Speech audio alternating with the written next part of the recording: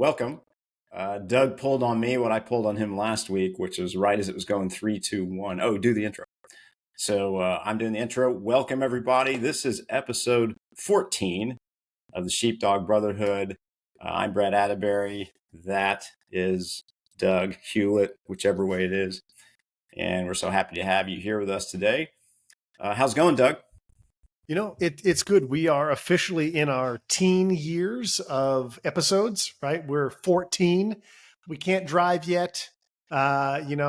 Puberty is affecting our bodies in ways that are uncomfortable.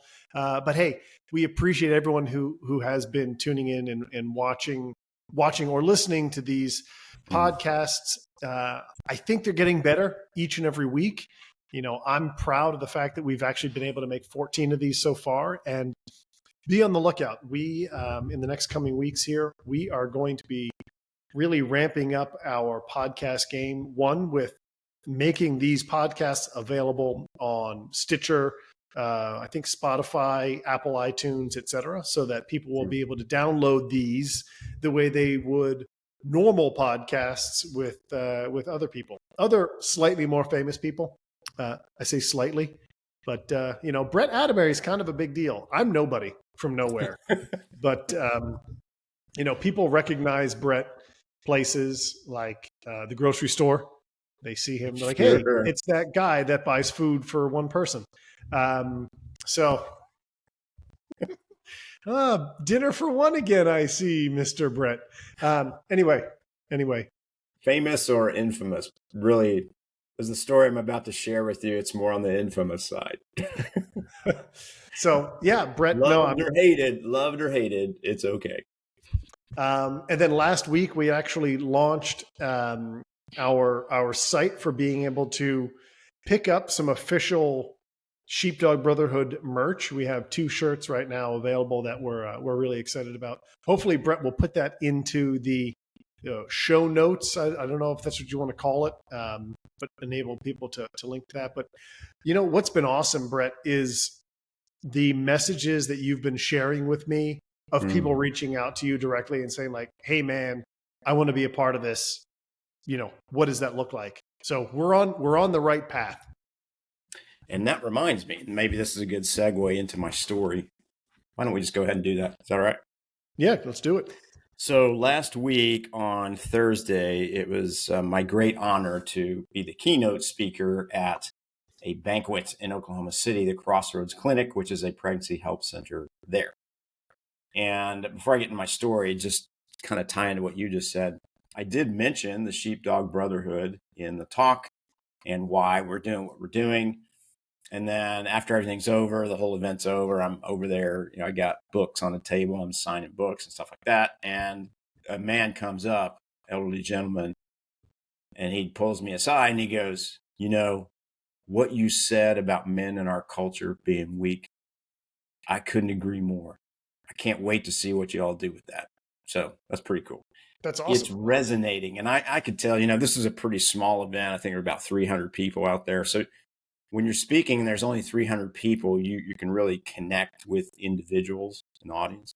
You kind of watch their reaction, especially what you're looking for is, are they falling asleep? So then you got to do something. Do something dramatic if they're falling asleep.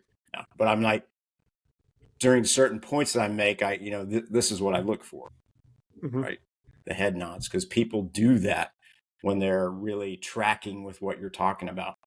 So when I was talking about that part about men being weak in our culture and the reason my friend and I started the Sheepdog Brotherhood, saw a lot of this.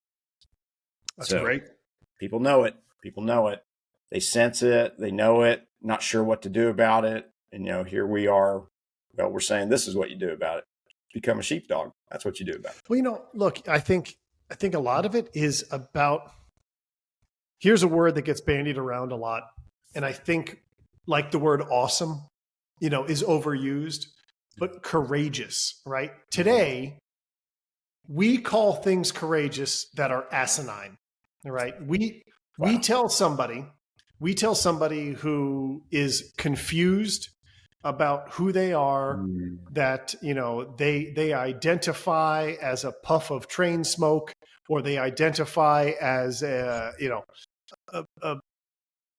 a bunch of pronouns that I don't understand. No single person can be a plural, whatever. And when they come out, society goes, that's so courageous for you to say that. You go, that's awesome. That's not courageous. That is patting someone on the back for a delusion. What is courageous is saying no. When all of society is telling you that this crazy, like the emperor has no clothes or the emperor's new clothes, right? Like it ain't courageous to agree and nod with the emperor who's like, what do you think of my new digs, right? Yeah. What's courageous is saying, you're naked. Like, you're not wearing any clothes. No, you're not. You're clearly a woman.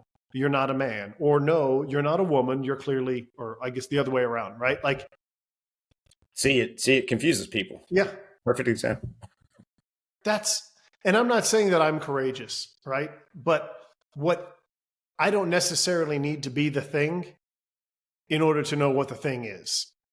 Yeah, I mean, we all have moments of having our mask on, getting caught off guard, and maybe a little bit of cowardice, right?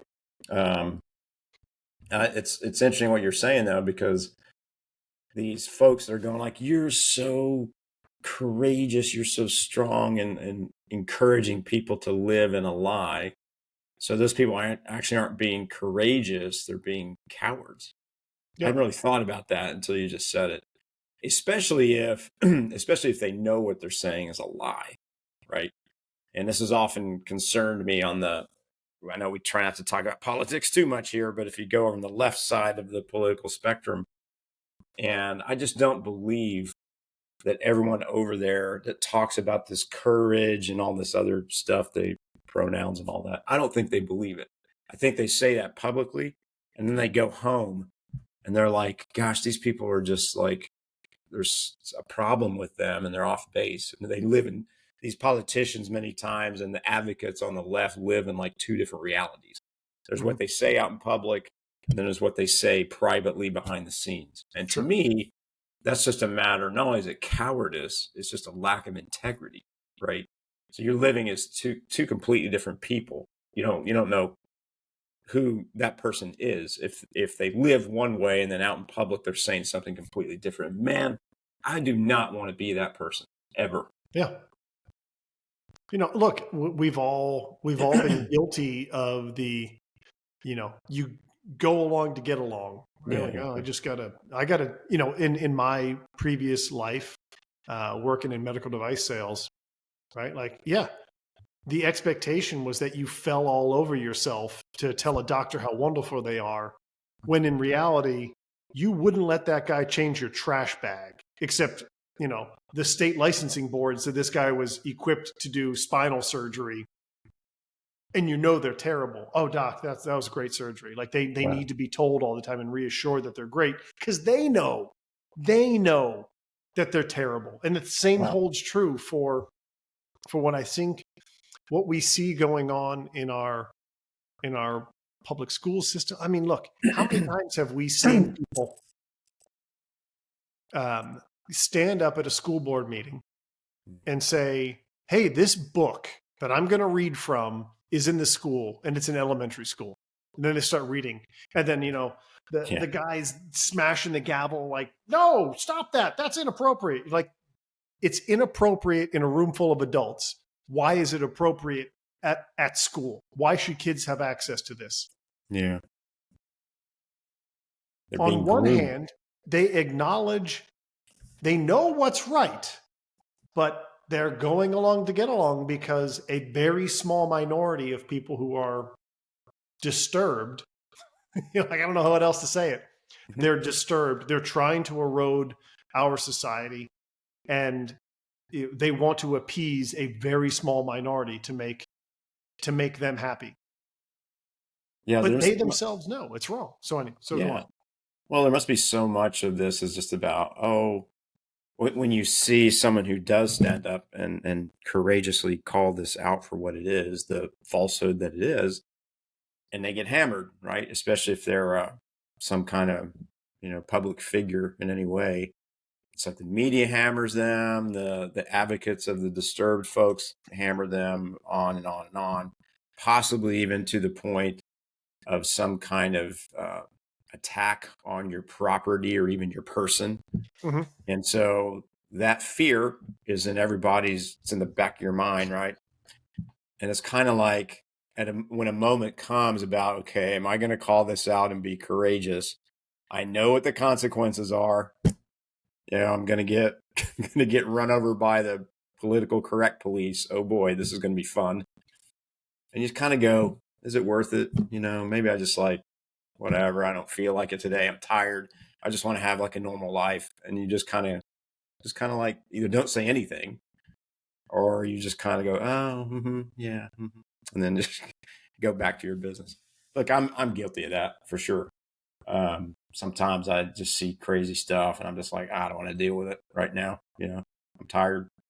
I think we got to start figuring out ways. And I know we talked about that on a previous episode about coming up with, what do you say when you're called out by some people who are disturbed or are part of maybe they're not disturbed themselves, but they're part of the advocacy group that advocates for the disturbed. And they call you out. So that actually happened to me recently, Doug, on Thursday, as a matter of fact. So let's hear I'll it. tell you a little bit about this because it was interesting. It caught me off guard for sure. But I'll tell you what happened, and then you tell me if you think it was a good approach, and if it's something that in one specific area at least that we can use. And so, like I said, I gave that talk on Thursday night. I finished over there at the table. The one gentleman came up, other people were coming up. And then this young lady came up, and it was clear that she wasn't part of the event because this is a banquet. Everybody dresses, suit and tie and dresses nice. And she was dressed in kind of just normal work gear. So like, black pants and a t-shirt kind of thing. Oh. And she said, "Hey, sir, I heard you talk. Can I talk to you for a second?" Sure. She's like, can you come over here? I should have known that was a problem already. So she kind of pulls me aside, and this ended up being a 20-minute conversation. I'm going to try to condense into a couple minutes, but she said, "I am a volunteer at a Planned Parenthood. And everything you said tonight, I think, is factually inaccurate. And I don't appreciate you demonizing such a great organization." Okay. I said, okay. And what's your name? And she told me, and now I don't remember it at all. And so I said, well, tell me why you think it's such a great organization. And she goes, well, did you know first she asked me, do you know all the services it provides? I was like, yes, I do. She goes, can you tell me them? I was like, sure. I said, but then I'm going to qualify it after I tell you what they say they provide. What they say they provide is like all types of women's health care, OBGYN services, including pap smears, breast exams, HIV tests, all kinds of stuff. I said, but I also know, as you know, that even though they say they provide those things, in many cases, they don't actually provide them. They refer those services to someone else. Yet you would never know that if you read like their annual report, for example. They try to make it sound like they're a big healthcare facility that offers all of these services, when in fact, many of those services they don't offer. Oh, that's not true. That's like everything I said was just like, okay. I said, but here's the thing. And I said, so the event you're at tonight where you were here, what she was doing, she was actually one of the servers for the food. So the catering that had been brought in, she was part of that company. And so she obviously heard all of this. And I said, so you realize what this event is for and what these people believe? Yes, I do, but I don't agree. It's my body, my choice, and all that. I said, so did you hear the part in my talk when I talked about the research where an independent researcher had gone out and asked women who had had abortions what their level of satisfaction was with their experience? Basically a customer satisfaction survey, as we in sales and marketing would call it. I said, did you hear that part? She goes, no. I said, so here's what happened. They went out and they asked these women, I think it was 1,000 women, and 6 out of 10 of those women came back and said they really didn't want to get an abortion, even though they ended up doing it. And they would have changed their minds. They would have chosen life if they had only received more emotional support and financial support. So I stopped there and I said, so isn't it interesting? Are you telling me that when a woman walks into a Planned Parenthood and talks about that she's looking for an abortion, are you telling me that the Planned Parenthood advocates sit down with her, really go deep in trying to find out what it is she really wants? And then based on that, according to the research, 6 out of 10 of those women that the Planned Parenthood people are talking to would say, oh, I actually want to carry, but I can't because I don't have enough emotional and financial support. And therefore, that's why I'm here, so I can get an abortion. Are you telling me that the Planned Parenthood advocate then says, oh, if that's what you're really seeking, more emotional and financial support, we have those resources for you. And we can get those for you so that you can get what you actually want. And what you actually want is to choose life. So I asked this young lady, I said, are you telling me that the Planned Parenthood advocates actually do that when a woman walks in? She didn't have anything to say. She had no idea what I was talking about.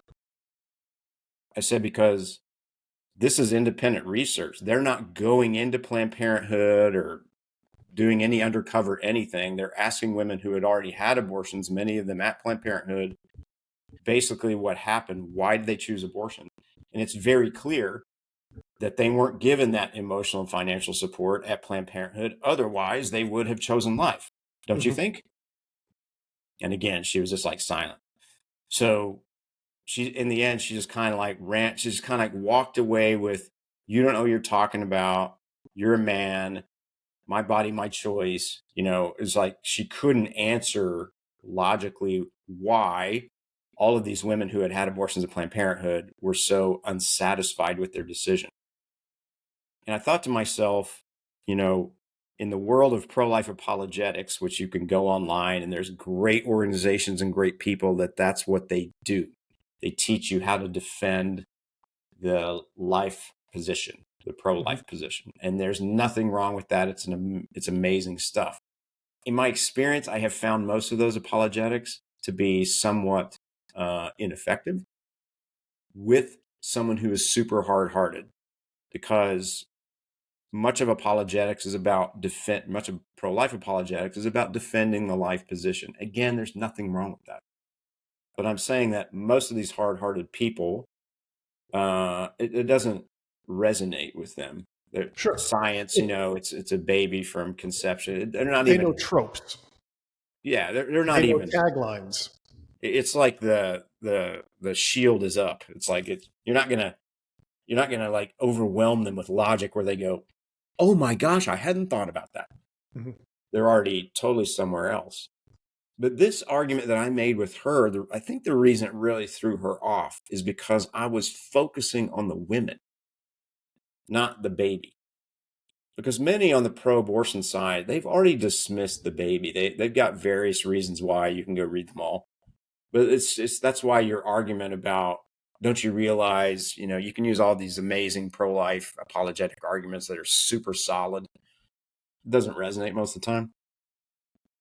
But now when you start talking about, let's talk about, you want to talk about the woman? Yeah, let's talk about the woman. I want to talk about the woman too. Mm-hmm. Is she being given all the information? Is any information that she could use to make the decision for what she really wants in her heart, is any of that information being withheld from her when she sits down at Planned Parenthood or another abortion facility? Clearly, based on the research, the answer is yes. They are not being given that information. Why? Because that would be really bad for business. Mm-hmm. Really bad. Imagine if your customers were coming in and they were asking for your competitor's product and you gave them the information they wanted, and 6 out of 10 of customers that would be your customers leave and go get your competitor's products. That would suck, right? You think Planned Parenthood is not aware of this? Of course they are. True. That's why the way they work this out is they just go from moment one of the assumption that if you're coming in and asking for an abortion, you've already done all your homework. Yeah. You're ready to go. We're just going to keep you on this train track now. You've weighed both sides and you've said, yeah, I've weighed both sides and now I'm here, so I'm coming to get an abortion.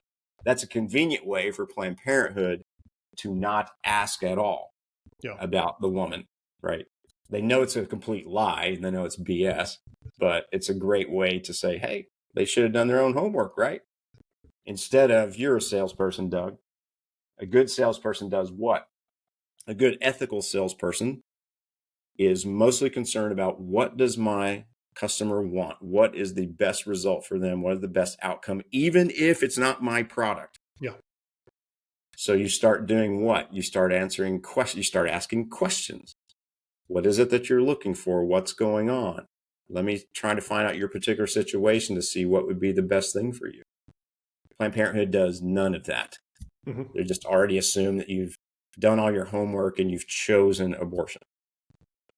So that was my experience. Just something, what do you think about that instead of using the typical pro-life apologetic stuff? I think, well, one, given that you were having the, I'll say, discussion with a woman, I think a lot of times the easy, what's the argument when you refer to an authority? What's that called? Oh, the fallacy of referring to authority figure or something like that. Yeah. Well, because the CEO of blah blah company said, therefore it must be true. The fact that you're a man, appealing to authority. Yeah, that's right. The fact that you're a man is often used, against us. Like, you can't have an opinion. You're a man. It's like, well, I can have an opinion about lots of things, regardless of what the topic is. Like, I have a brain and I have the ability to have an opinion. And I think what you did was probably very disarming, right? Because she had, I applaud her for having courage to go confront a guy that just stood in front of a massive audience. Agreed. To talk with authority on a particular topic that's a very divisive topic. So good on her for being willing to engage, right? Like, something in her stirred that she needed to go and talk to you. And I want to believe that, hey, look, the Holy Spirit works in odd ways. And I bet you she was disarmed because she went loaded for bear, and you did not come back with the standard rebuttals that she's probably prepared for. Yeah. Which is talking about the humanity of the child, talking about all of the things that we know to be fact, all of the things that, living in this space, especially you more so, she was probably ready for a very different conversation. And when you brought it back to the woman, which I think in a lot of cases, the people that are volunteering at a Planned Parenthood, she has skin in the game, right? Like, she is, she's giving her time to go do a thing that she thinks is noble. It's why you volunteer. You think you're doing the right thing. That's why you volunteer. She's probably been told over and over again that men don't have an opinion. It's my body. And she was expecting a very different response, which she would have been prepared for.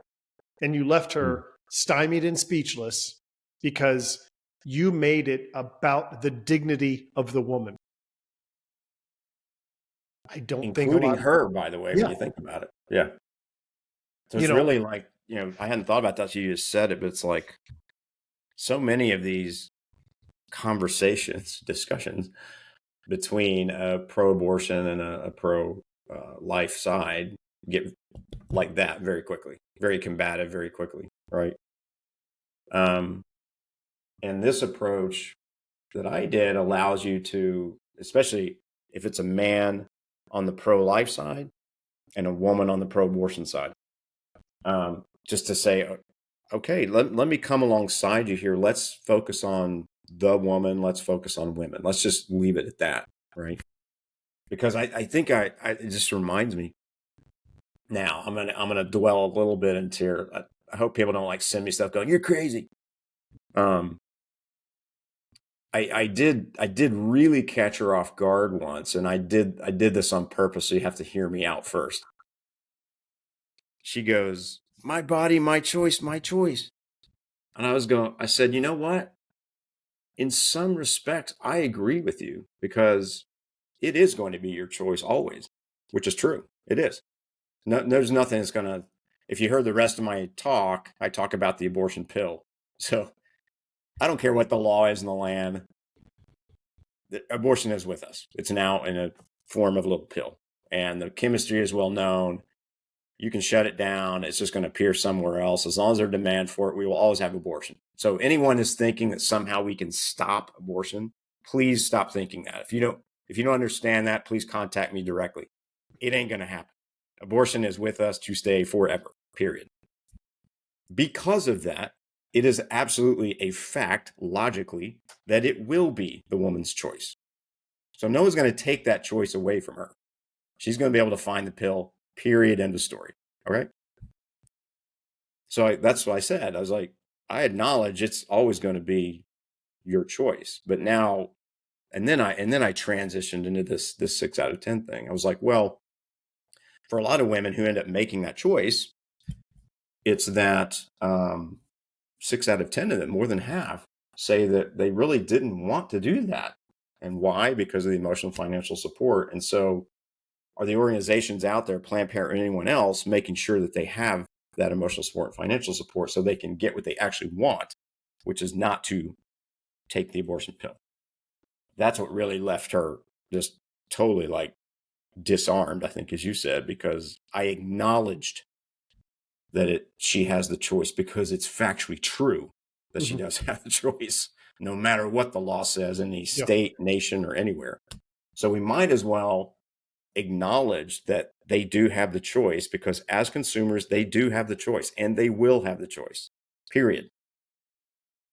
And man, if you come at it from that angle, you're automatically moving into a space that they're not used to.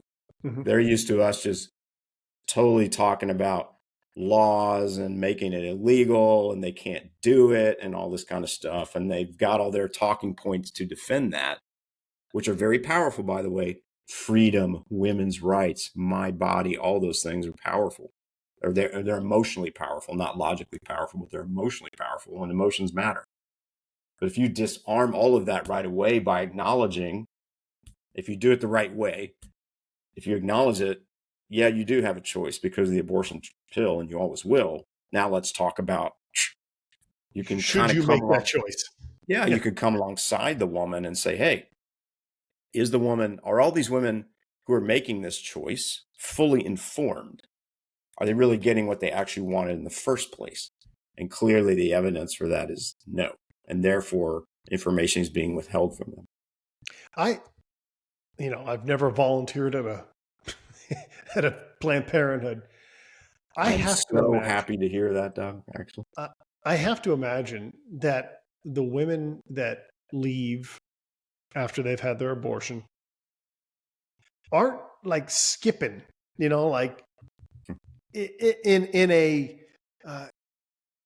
a manner that suggests they are happy, that like, oh, that was great. Like, I don't know, you go to an amusement park, you're walking out, like, oh man, that was great. What a fun day. I'm so glad I did that. It was a great time with the family. Like, that was such a good choice to come here and take time out of our busy, hectic schedules to go do this fun thing. I have to imagine that there's at some point in that process, there's somebody from Planned Parenthood that checks in on like, how are you feeling? Or do you feel okay? That maybe they're sad. Like, why are they sad?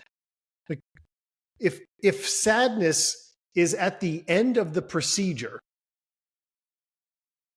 that has to register with somebody. Like, that's weird that like these women come in, they're scared and nervous. They've chosen to have an abortion. They're here for their procedure. They have an abortion. And at the end of it, some of them look kind of upset and sad, and they're crying, and they seem unhappy, even though they just did this thing. They made a choice that they actively chose to make. Yeah. Why do they seem sad? And I think it's because they know that the choice that they've made is awful. They've ended a life, regardless of the fact that they don't want to accept that that's what they're doing. That's why they're sad. Yeah. I mean, and that's, we know that's at least 60%. It's probably more, because even that 4 out of 10, it doesn't mean they don't know what they just did and that they aren't, like you said, sad about it. It's just that they still think it's the right thing for them, right? But how many of them are years later skipping around in happiness and using that tagline that Planned Parenthood came up with, shout your abortion, like it's the best thing that ever happened to you? I don't know the exact percentage, but I would guess it's probably one or two out of 10, something like that. The truly hard-hearted, as I might call it. Well, look, I mean, think of how many times you've had an argument with a child, a spouse, and it's over something, and you are on two opposite pages, right? Like you're just in two different camps. And I do it, and you do it. Like when you know that you're right, or you think that you're right, you dig in. Sure. Even when it's been revealed to you how wrong you are, you dig in and just refuse to accept defeat. Pride kicks in. Yep. Yeah. Well, hey, that was, thank you so much for, everything that you do in the pro-life fight, the fight for life. I appreciate that. Thank you for sharing that story. Thank you for, look, you're well seasoned, you're battle tested, obviously you know how to engage. You know how to engage people in that situation that come at you looking for an argument, looking to trap you. So kudos to you and well done. Thank you for being on the front lines and doing that. And thank you for sharing that story, because I think the people that hear this, and I think this is gonna spill over into episode 15, but men who agree but don't know how to agree because they're fearful of how they will be perceived. So maybe, honestly, I hope that we have, we get to a point where we have lots of closeted listeners, people who are listening to what we're saying and slowly just building confidence and courage in being able to do what you do, being able to just say, no, like I'm not, it would be great if this creates a movement, this creates men who are willing to go up and do what's right and do hard things. But man, I would be so happy if we just have men who on occasion, when confronted with something that's wrong or evil, they just say, nope. Yeah.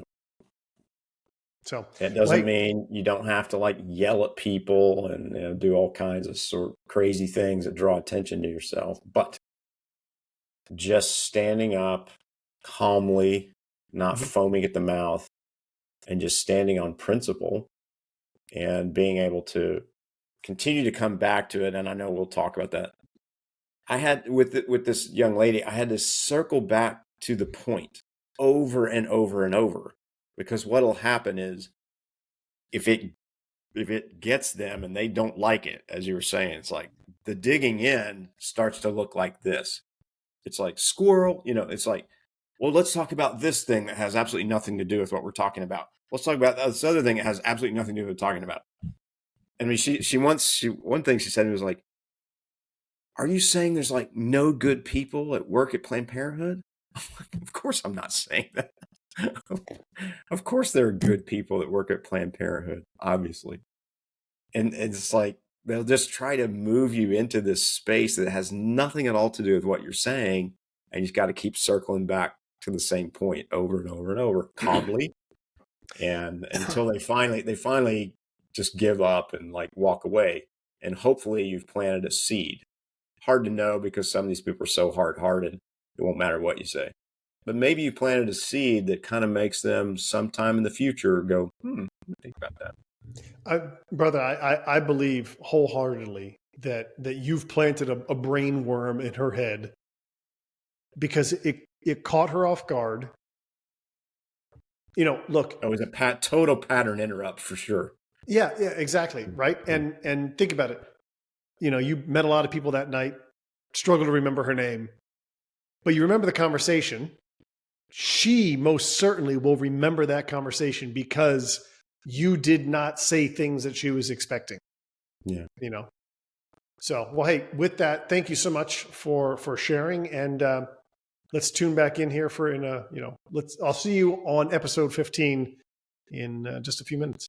Sounds good. Cool. Thanks, Thanks, Brett.